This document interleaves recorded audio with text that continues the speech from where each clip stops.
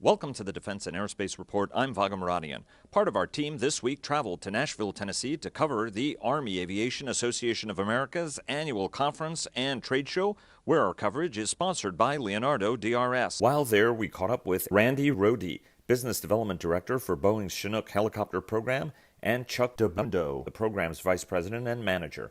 We asked them for an update on the program, how it fits into the U.S. Army's future vertical lift effort, and how it measures up against the CH-53K King Stallion by Sikorsky, a Lockheed Martin company, in Germany's competition for a new heavy-lift helicopter. It's a really exciting time for Chinook. So Chinook is an iconic platform. It's been part of the Army for over 50 years, and yet here it is, we're introducing all this tremendous new technology that's going to give it another 30, 40 years of use, providing capabilities to the warfighter on the ground. The biggest thing right now is Chinook Block 2. Which is, we signed a contract with the Army. They had a successful Milestone B back last spring, signed a contract for the engineering, manufacturing, development phase in July.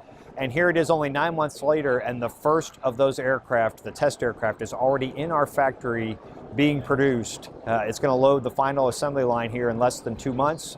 We're going to deliver next year. The first 3 aircraft start doing flight tests, and then prove out all of those new capabilities that we're introducing into the platform. Chinook fills a very important role in Army aviation. Obviously, aviation spans a broad spectrum of capabilities, from attack recon to assault to utility to cargo to scout. So Chinook fills that capability in the cargo and larger heavy lift type assault role. And in that role, it is the only aircraft that brings that capability to the warfighter. And because of Block 2, we'll continue to do that for at least another 30 to 40 years as really the Army's modernization strategy for the heavy lift platform. The new capabilities that are bringing to the warfighter by Chinook Block 2 all started with a degradation of capability because the Army continued to add other payloads to the platform, whether it be ballistic protection, additional aircraft survivability equipment. So each of those brought a great capability, but also added weight to the aircraft.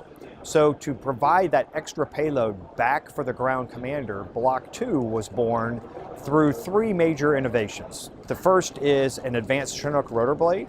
It's a different aerodynamics, a different airfoil, different production processes, that the blade alone in certain environmental conditions will improve the payload by over 1,500 pounds. And we've already flown it and proven that. The second is an improved drivetrain, increase the capability of the drivetrain so it can take an additional 9% torque.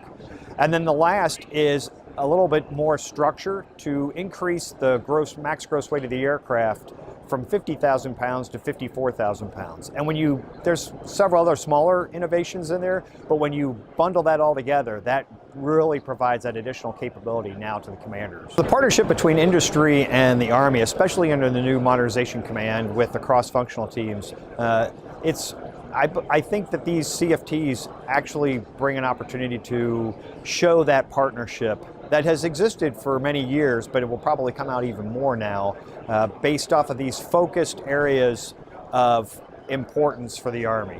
Industry brings a tremendous amount of innovation, amount of ideas, amount of capabilities, and it's up to us on the industry side to help the Army to inform them of those, so that in that partnered role we can then take those, figure out what's most important to them, invest in those areas, and then provide that capability back to them. The status of the program in Germany is as follows. We were over in force at the Berlin Air Show this week, and we had 2 Chinooks there, one from the U.S. Army, which was on static display, and one from the United Kingdom, which did flying demos and VIP flights.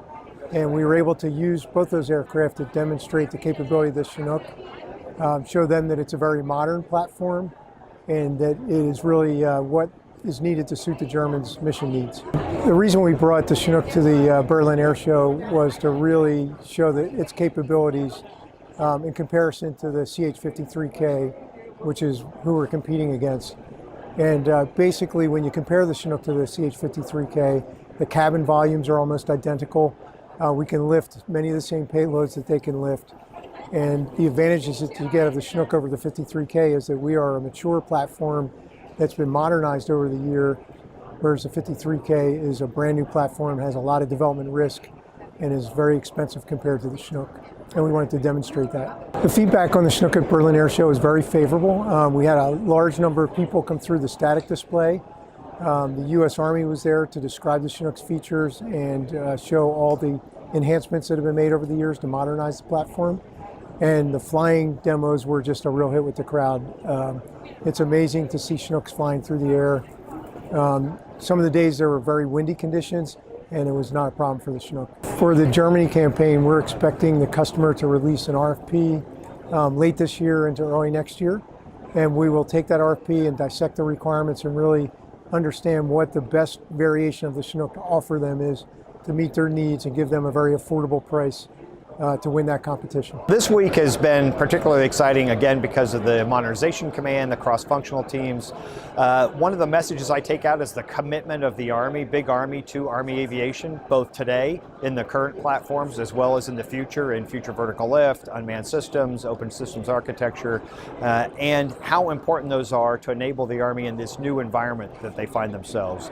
So I know we'll be going back, taking those messages, sifting through them, making sure we understand where they want to go, and then trying to incorporate those into our next generation of aircraft as well.